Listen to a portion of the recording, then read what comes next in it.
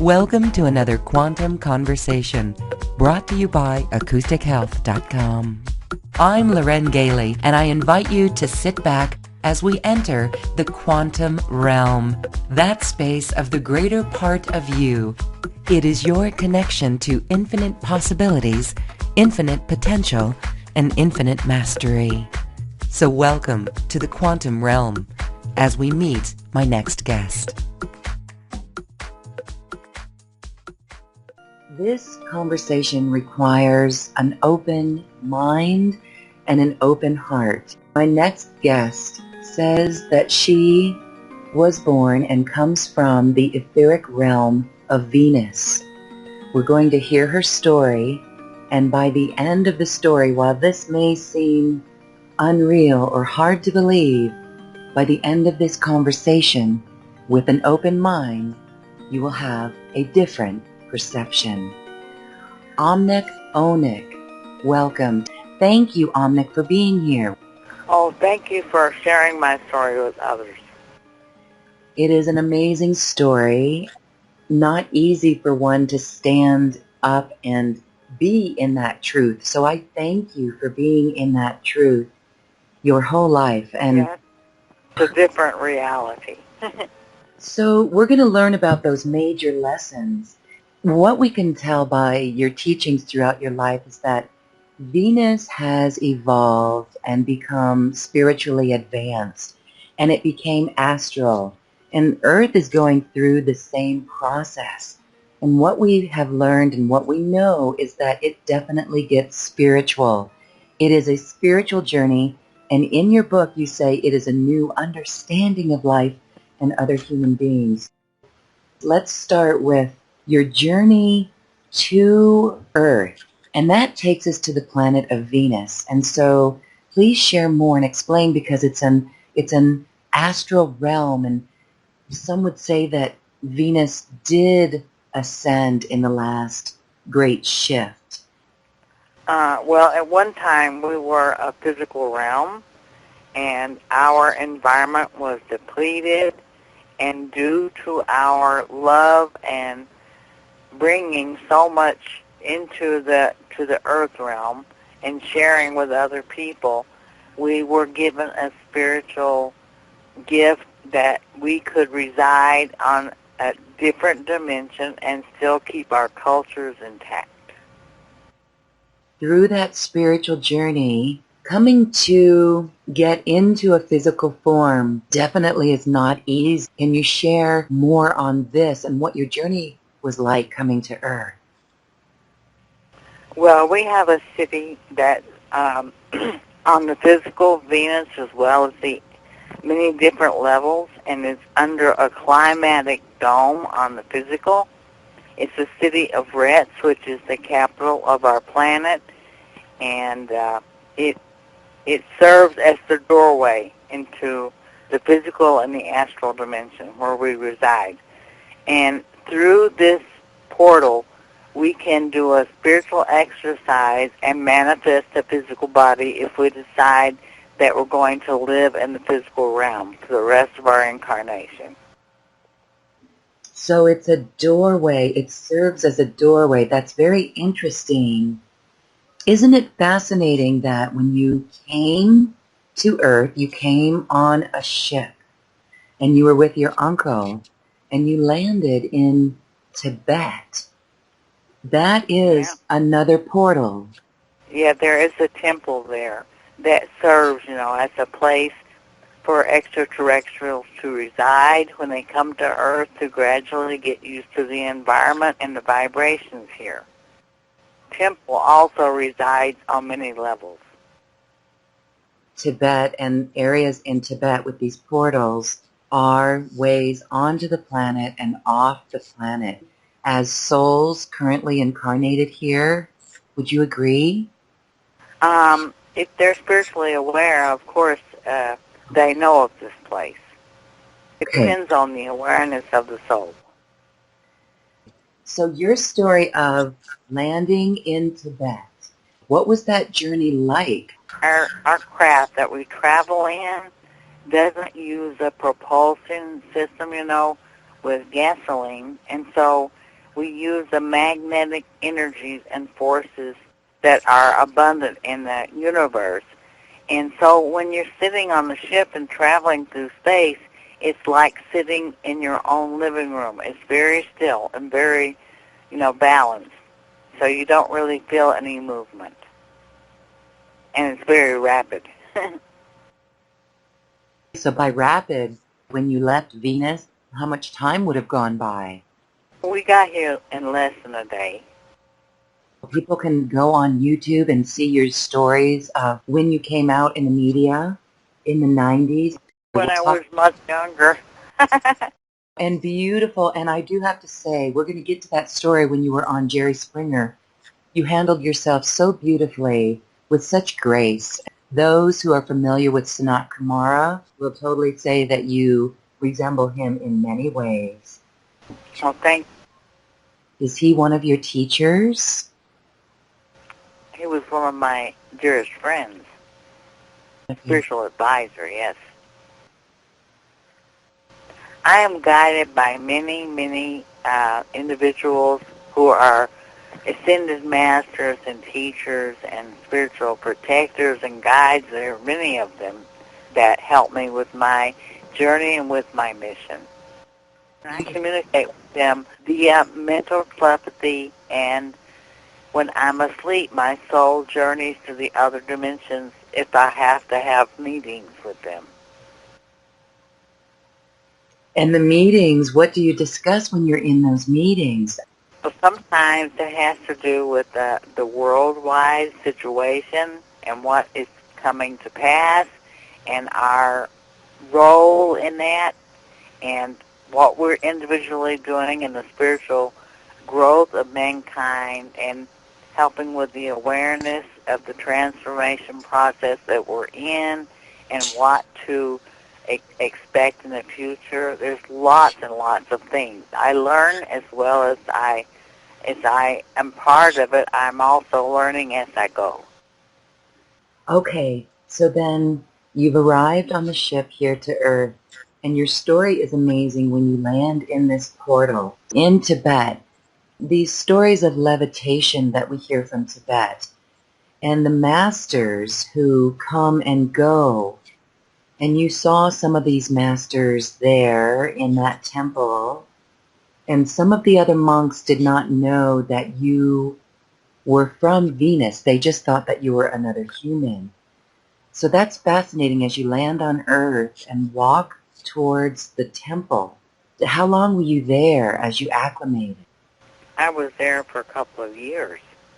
I had to adjust to the physical body, learn my balance, not to run into physical objects, and how the body functions, the digestion process, physically caring for the body, how to use my vocal cords. There was many things in language, everything I had to learn. And there were monks that helped you with this. Exactly. Which was unusual for them to have a child to take care of or help with. Usually it's adults. This child was about 6 years old. You came into form at 6 years old in the physical body, but you were much older. Yeah, I lived 300 Earth years on Venus, but I was equal to a 7-year-old child in my physical appearance. So when you arrived there in Tibet, and the monastery is Agam Des, and that is a real monastery, yes? Yes, of course. Paul Twitchell writes about it a lot in his books. And Paul Twitchell is the... He was the first master and teacher for Eckankar. He brought it out of secret teachings into the public in the 60s. And he was a master teacher himself, and so I must ask this more about this temple to go into and access other realms.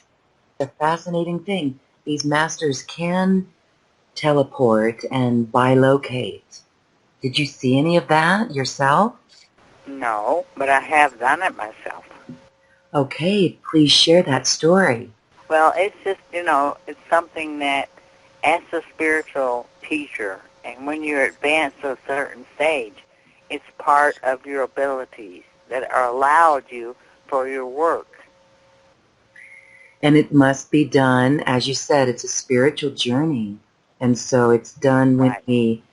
It's not something, for entertainment or anything. Mm-hmm. It's only as needed. You've got to be careful when you have these powers. When we understand this, we're understanding that it's allowing God or the Creator Source to move through us in purity. Exactly. There's a great deal to spiritual awareness, When they allow you certain powers, then you have to be responsible and use those powers only as needed, And it's really not a matter of concentration. It's a matter of you are where you're needed and where you should be. You don't have to concentrate. It's just the spiritual powers transfer you there when you're needed. Okay, that's part of our spiritual journey then.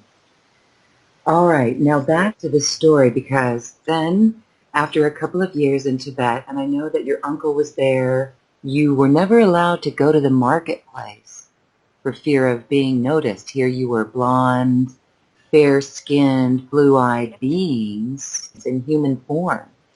Your uncle, did he incarnate in a physical body? No, he was also, he lives and works in the physical for the benefit of human beings.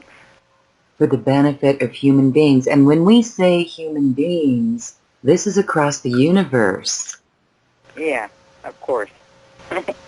Okay, I know we're expanding minds right now, because thoughts of human beings across the universe, those who know and are on this spiritual journey, they know this, but we are dealing with higher spiritually evolved beings, and that's our journey as well. You are here to assist in this awakening. My goodness, it must be very difficult at times. Well, it's been a difficult journey, but it's been a very rewarding journey, and I feel very, very much a part of this planet now, and its human race. All right, so we'll continue the story. Then you took a spaceship ride from Tibet, and you landed in the Nevada desert. That's correct. Who was there to meet you? A friend of my Uncle Odin, who was from Mars, had a car which he met us with, and he transported us to Arkansas, my destination. And your experience of riding in a car was interesting the first time? Very, very strange. Yeah, because I'd only ridden in a spacecraft, and so the automobile was very, very, loud, and it moved a lot, over bumps, and the horn, I didn't know what to think about that. There was a lot of things that I really wasn't familiar with. It was very unusual, very different and exciting. What happens next is quite sad, because it is your entry into the world. There was a bus accident, and you replaced a girl in her family, quite a dysfunctional family. But this is more than what some would call a walk-in. We would tend to think, okay, if there was a bus accident and this little girl died in the bus accident, your soul could have stepped in. But that is not what happened. I had my own body. I had already manifested a physical body. In that manifestation of a physical body was exactly similar to Sheila, the girl you replaced. Yes, because of the spiritual laws, my soul, when it was on Venus, before I came to Earth, accompanied the birth of Sheila like a twin soul that was not physical. And I received the genetic imprint from her like a twin, so that when I manifest the physical body, I would look identical to her. Fascinating. Then the bus accident happens, and the car pulls up behind the bus or behind the accident, and you're left in the field. Yeah, I walked up and he gave me a note, which Sheila had a note from her mother to the grandmother explaining what was happening, that she was going to stay with the grandmother because she couldn't stay with her stepfather and her mother. And so I was placed in the crowd, and I had on identical clothes to Sheila, and I looked like her. So I was set into confusion, which I was confused a little. Anyway, it worked out fine, you know. So when the next bus came to pick us up, I was placed on that bus under traveler's aid, under the care of the bus driver, and transported to Tennessee, Chattanooga, where I was picked up by my relatives and my grandmother. The bus had landed on its side, and little Sheila was tossed out of the bus, and they never found her body. What do you suppose happened there? I think my uncle and them took care of Sheila's body. They had spiritual permission. They weren't breaking any laws. Mm-hmm. She was dead anyway. So you just stepped right in and stood there. They thought you were Sheila. You looked just like her. Exactly. I had agreed to do this because Sheila didn't have the strength, the emotional ability to withstand the experience that she had to go through on Earth, and so I was to take her place because I was prepared to do that. Mm-hmm. Then going into the family, here you're going to live with your grandmother and away from your mother and come into this new life. So what was that like? In your book you mentioned that you were concerned that you're not Sheila, but that never happened. Well, I had to be very careful about what I said, and I had to pay attention and observe people so that I knew how to behave properly in the society that I was entering into. I had been taught a lot of things on Venus about the family and the environment, but still experiencing it is a learning process.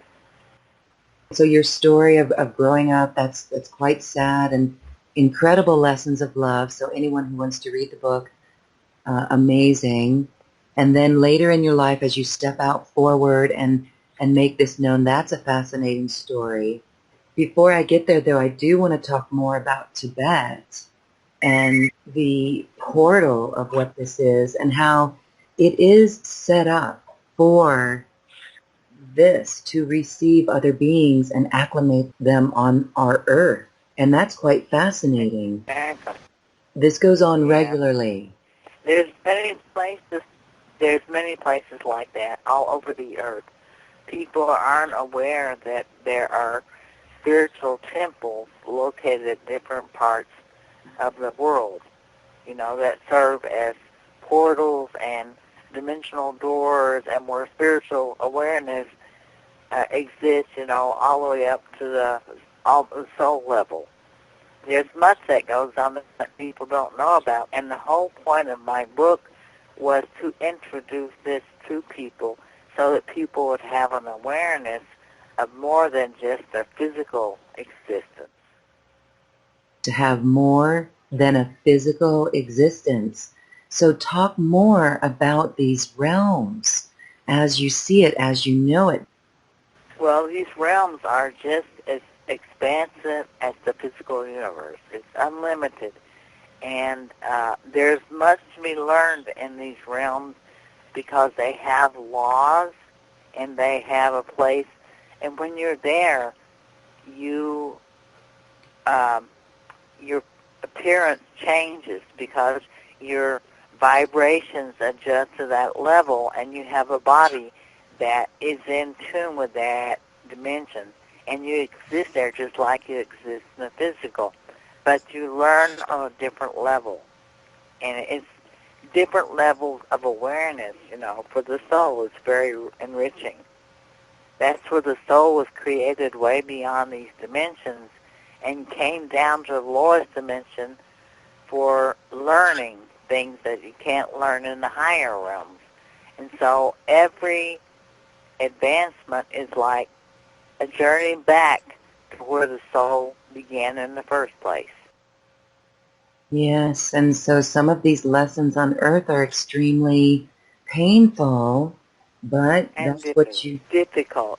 The Earth is a place where that very many, according to your consciousness, in God's eyes, there's nothing bad or good. Everything is an experience that the soul needs.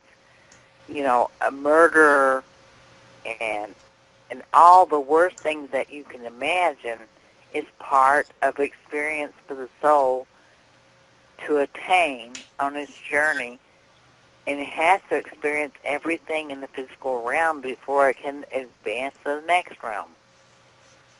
And, the soul is not what it does. It's only an experience for the soul.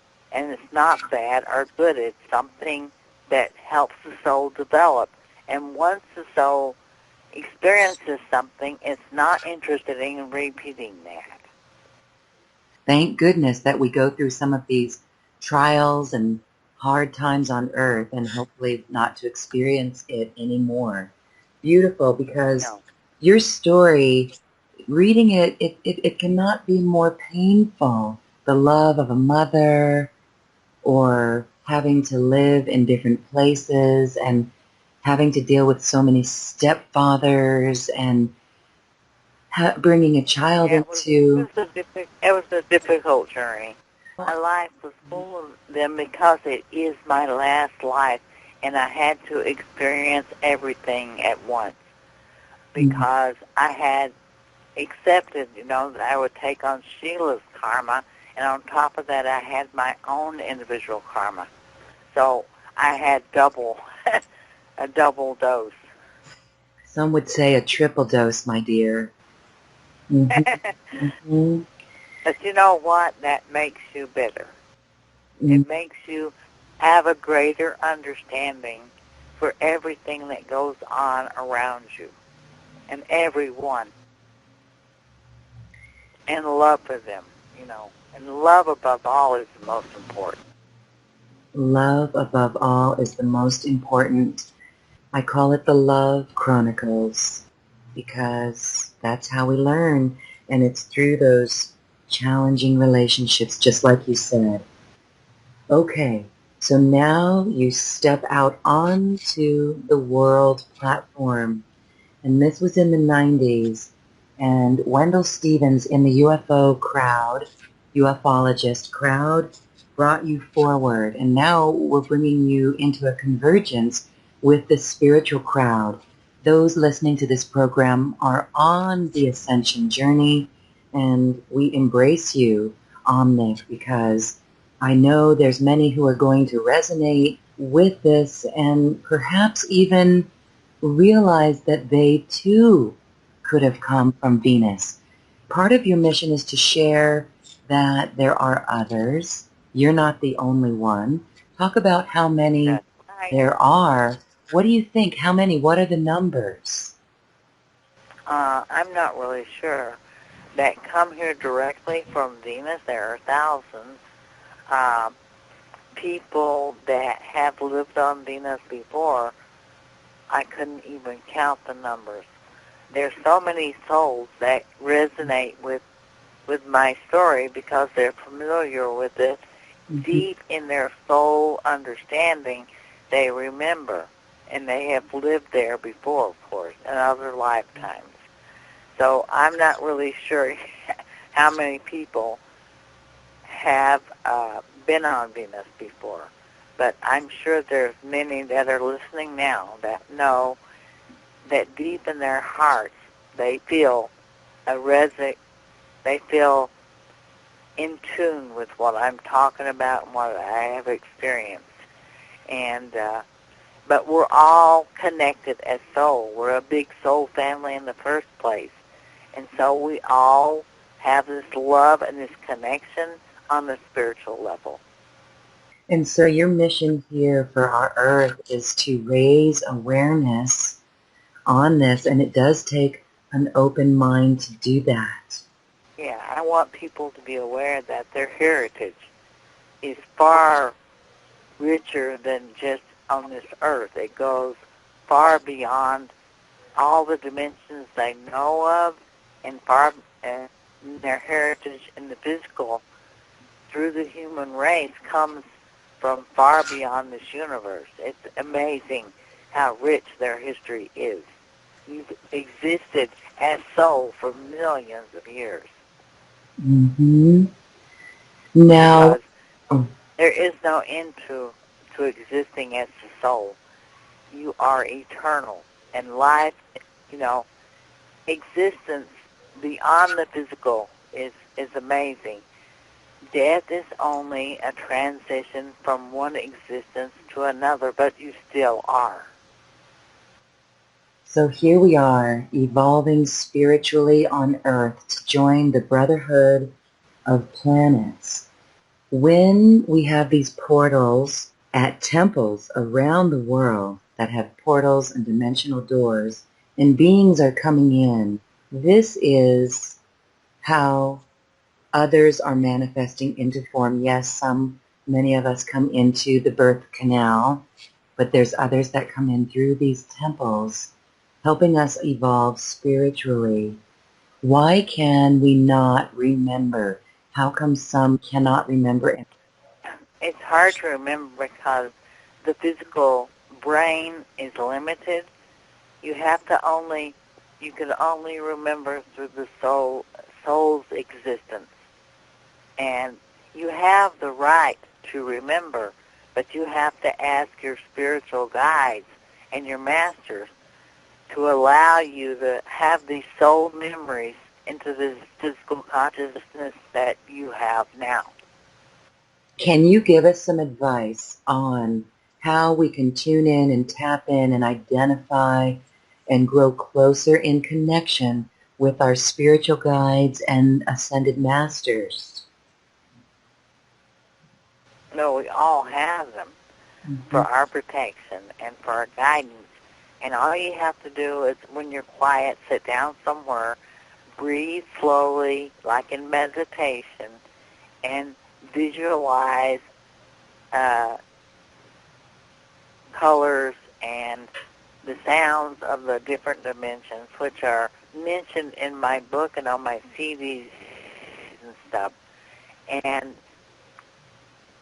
then ask for introduction to your master and a connection to him so that you can consciously recall him and experiences that you've had before this lifetime, and conscious experience of what you experienced out of your body during this lifetime. It is open to everyone, but they have to be aware that it's true and to know it's true in order for it to happen. No, it's true. Yes, okay. So it's fascinating that you talked about colors and sound. And yes, in your book you've got the mantras for each of those chakras. And so let's talk about the chakras, how they take us into other dimensions. Again, we're going to go back to Tibet because the monks who chant and the chanting of the monks, that gets into other dimensions. Yeah.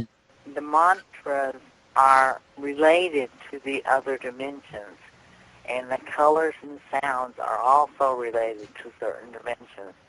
So when you visualize the color and you hear the sound and you're chanting the mantra, then your vibrations are raised to that level, and your soul can easily leave the physical body and go to that level. And those mantras and further instructions are available in your audio programs that you have included in a special offer for our listeners. Thank you for that, Omnec. That's available in your special offer button on this webpage. Now, let's talk about a couple of other things and talk about the greater universe and planets. So we've got Venus and the other planets, and we have Earth. And we know that there was a great shift of the ages in the last great cycle, and we've been told that Earth did not ascend in that. So the other planets did, and planets are hollow. We've got the story of valiant Thor coming to assist us as well, and he came from the inside of Venus. First, can you talk about Venus and the astral realm and then the inner realm? Well, it's mentioned in my book that at one time the individuals lived on the interior, in the interior of Venus, because there was a fear of radiation on the surface due to their experiments and the physical and how they had damaged their planet. And so it's all mentioned in the book. But they don't, they lived again on the surface. It's mentioned in my book about this teacher that led them out of the interior and taught them to once again live on the surface without fear. It's a long history of, and on Earth, you have people on the interior who have resided there since the Atlantean times when they escaped into the interior of the planet to avoid the wars that were taking place on the surface.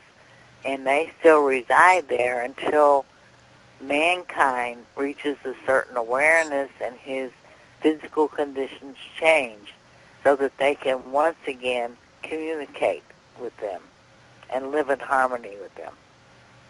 But I don't write about that because I'm not too familiar with the interior of the Earth, but I know it exists. You know it exists? Were you shown it? Yeah. Of course. And every planet has a hollow center because the magnetic forces flow around and through the planet for its balance and harmonization. It's going to be amazing when science proves this. Absolutely amazing. Well, they're working on it. They're aware of the magnetic field, but they're not aware that it goes through the planet and around it. Well, when we think about energy and density and energy stepping down and energy fields and how everything is a vibration and the Earth is a torsion field, we can see how that would create a hollow sphere. When we look at geodes, when we see geodes where you crack them open and they're hollow, right? That's what I like to think of our Earth as well. And so that in that energy field of Earth and the densities that come to create the rocks and the minerals, that, yeah, it is hollow. So that's fascinating. Thank you for sharing on that. What does it look like? Like a big hollow ball with entrances at either pole of the Earth. The North Pole and the South Pole, they have entrances. People have seen it. People are aware of them. I've seen it on the computers. They have photos of the entrance, at the pole, at the poles. All right. You have something to say about the moon as well. Well, at one time we had 2 moons. Now we have 1, and they're just talking about, that the moon, its rocks that they brought back from the moon were also magnetic in properties, but a weak magnetic field due, to the moon not being a live planet anymore. It's very interesting, but there's many minerals on the moon that have been mined by beings from other planets for a long time. We can go in so many different directions in this conversation. We'll have to have you back again. First of all, what happened to the second moon? I mentioned in my book when the Atlantic, when the Earth was first created, this reptilian race came to Earth along with a dinoid race from other dimensions and other systems. They came to Earth. They wanted to claim the Earth as their own. They had a war over the Earth, and one of the races put their base on one of the moons of the Earth, and And so they fought from the Earth to one of the moons, and the moon was destroyed in the process. Yeah, the Earth went through many things, and in Unknown History, I think, which Anya is working on publishing very soon, all this information is in there, and the unknown history of the solar system. Much of this history of our planet is mentioned in my book that I wrote, which no publisher published yet. But Anya's going to publish this information. Many of the things I wrote about was not published because the publishers didn't have the courage, to present it to the public.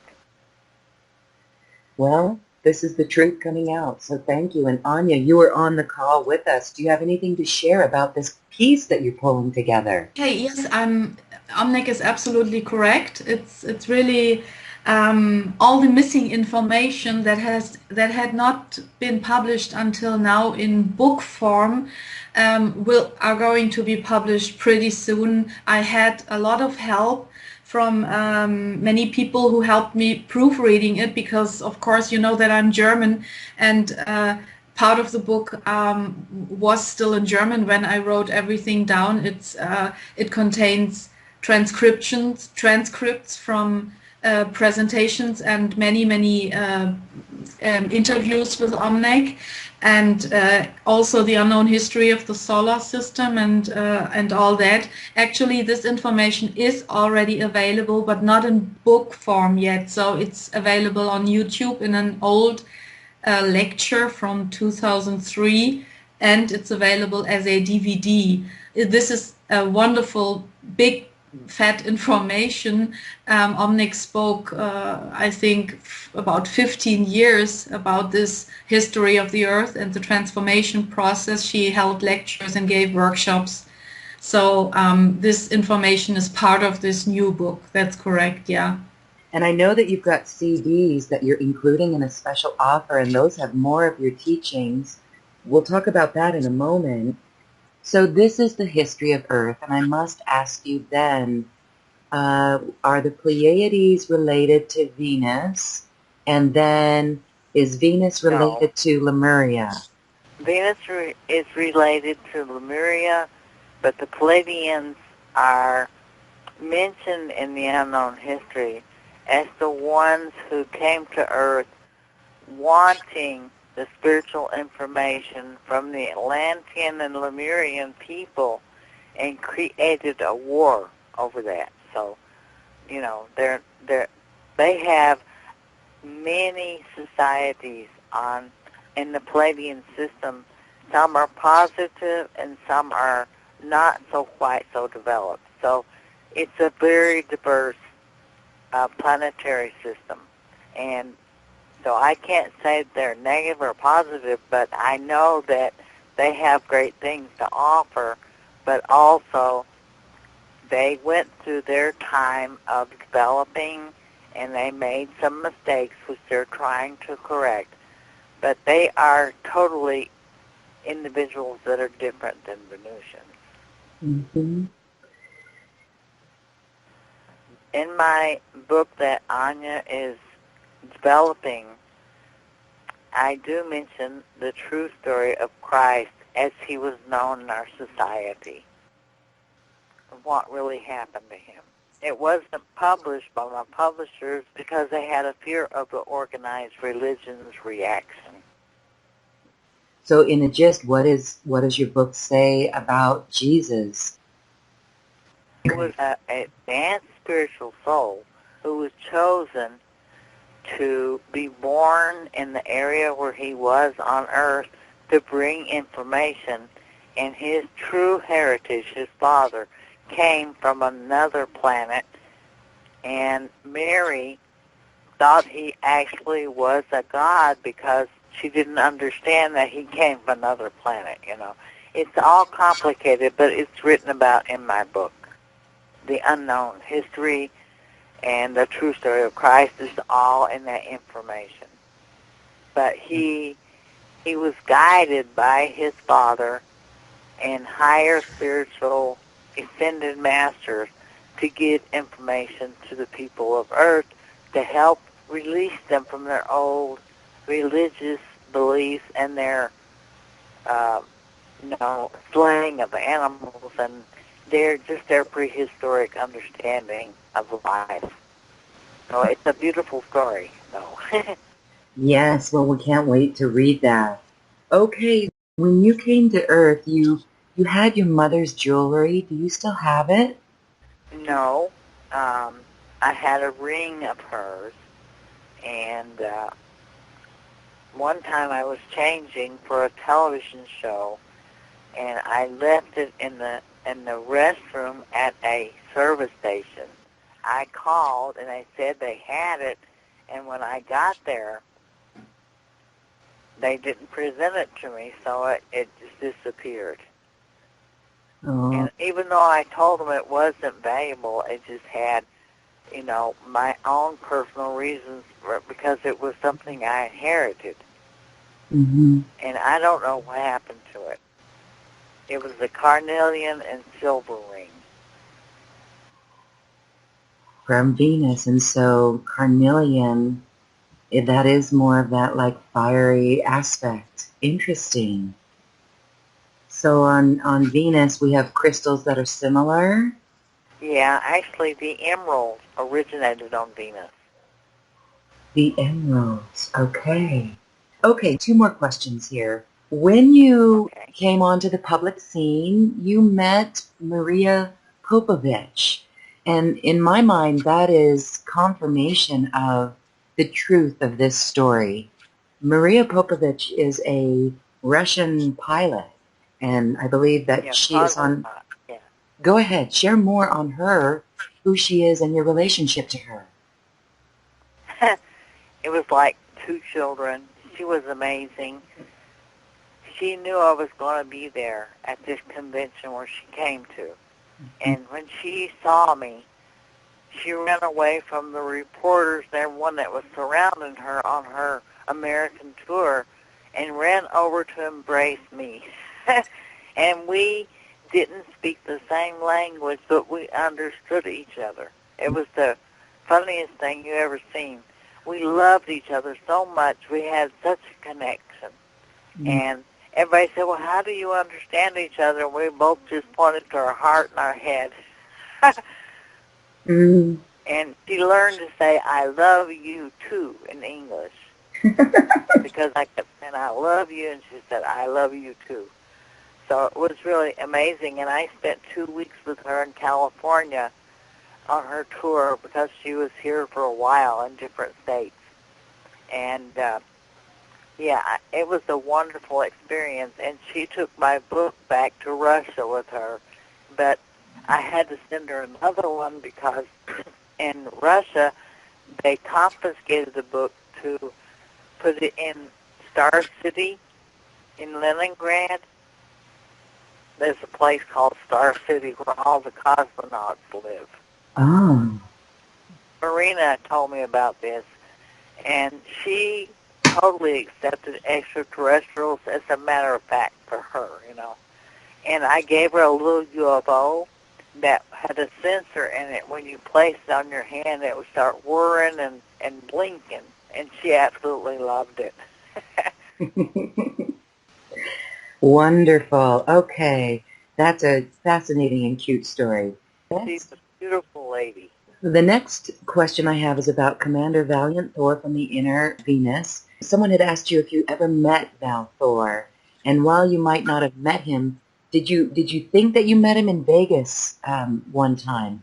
Well, I'm not really sure, At one time or another, I'm pretty sure that we ran into each other, but we weren't aware of who each other was. But on the other hand, I don't know much about him. I think that's Professor or Dr. Strange's that has the most information on him. He was his contact here. I did meet Dr. Strange's, of course. He was on TV with me.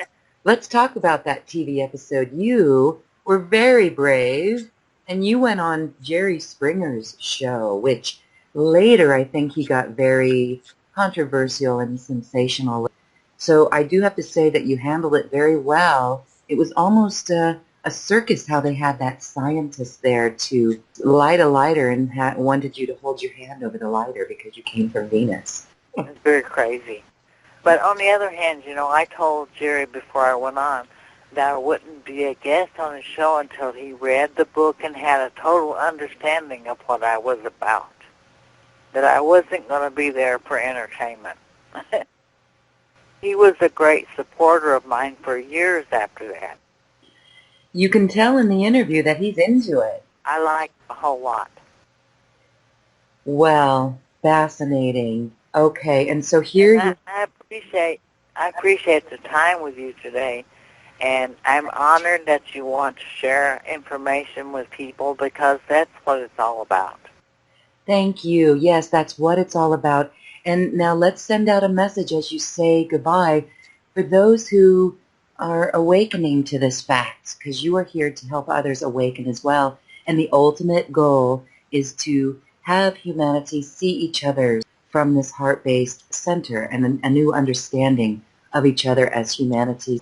What is your call for those who are like you that are waking up? Just keep an open mind and be aware that we're all souls and we're in different bodies and we're at different levels of understanding, but our goal is the same, to be the best that we can be and return to the pure existence of soul that we weren't once were. And I wanted to say in Venusian for everybody, a greeting as I leave you tonight or today. Amul Abaktu Baraka Bashad, which means may the universal love and blessings be. And thank you, Lorene. And I love you, and I love Anya, too. I love everybody. Oh, you are truly something. Thank you so much. And we cannot thank you enough for standing in your truth and choosing to come here in this journey with us. Thank you so much. And we have Anya. Anya, thank you so much for assisting. You are the personal assistant and longtime friend of Omnec Onec. Yes, she's my assistant. She's my translator, assistant, chauffeur, everything. Mm-hmm. If it wasn't for Anya, people wouldn't know about me anymore.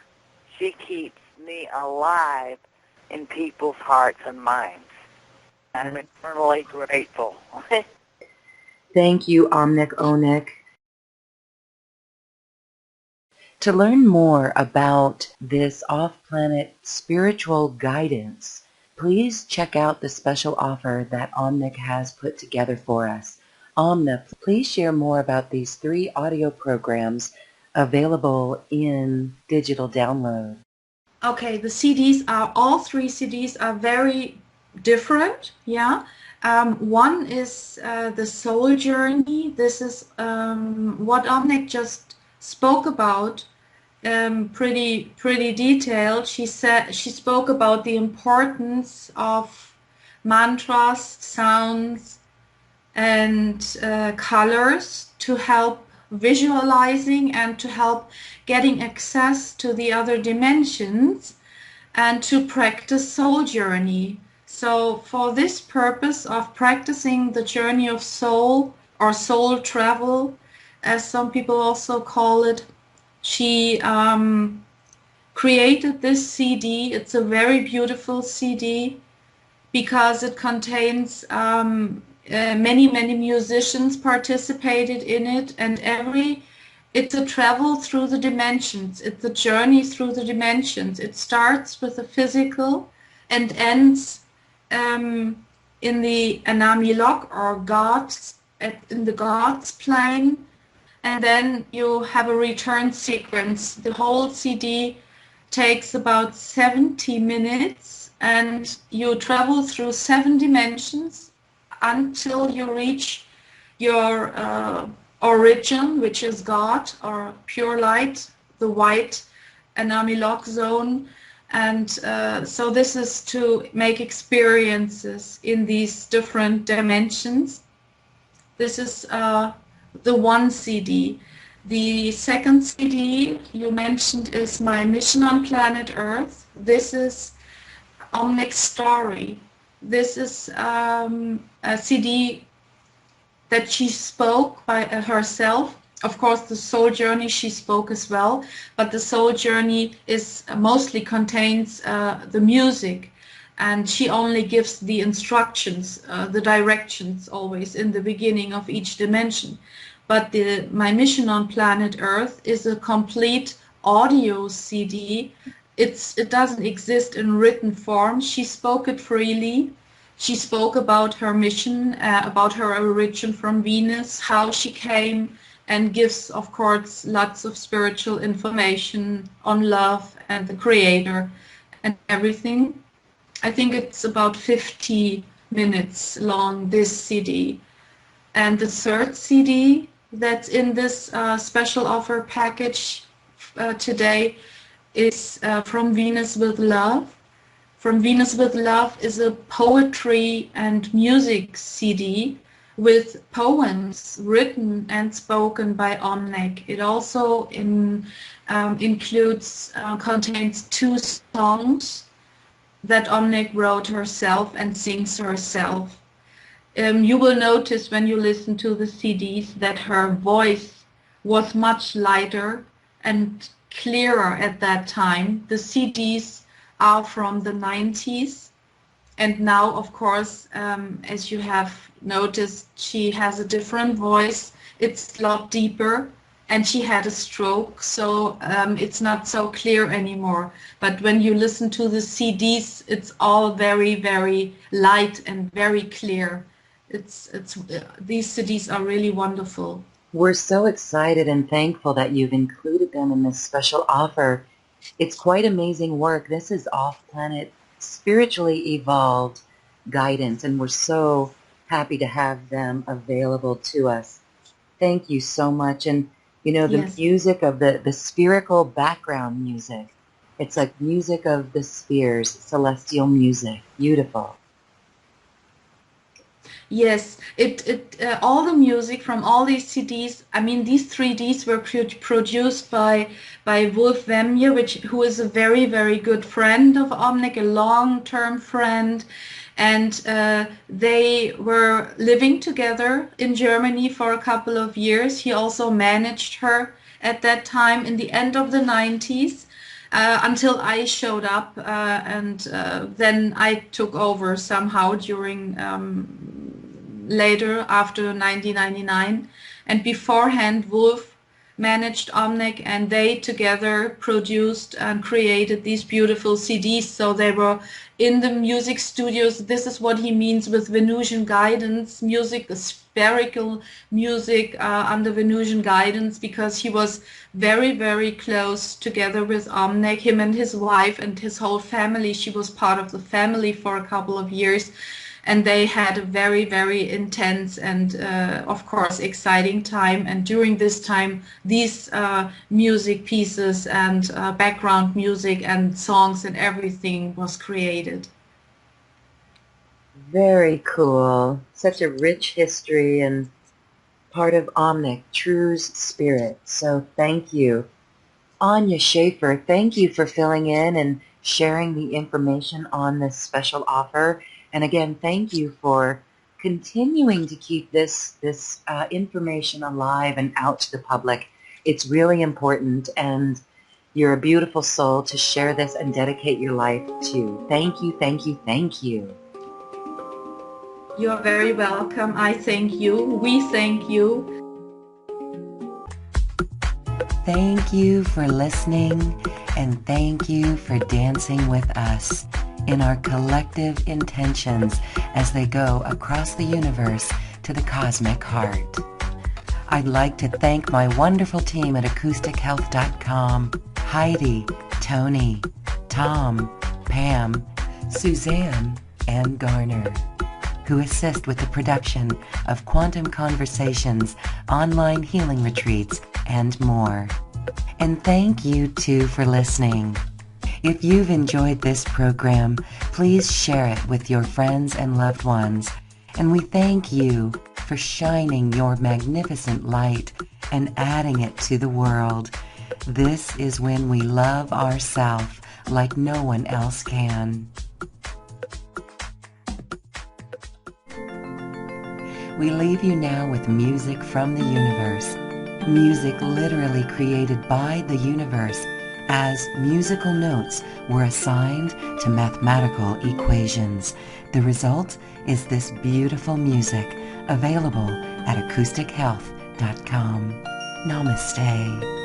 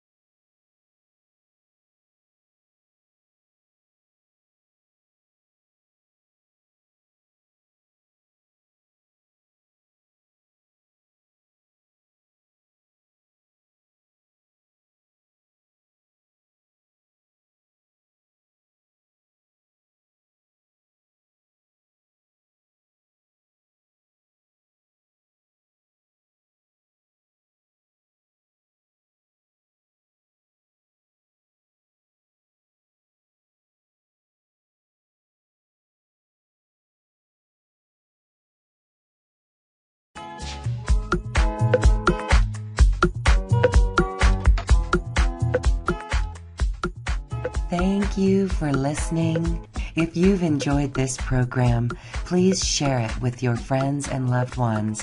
And we thank you for shining your magnificent light and adding it to the world.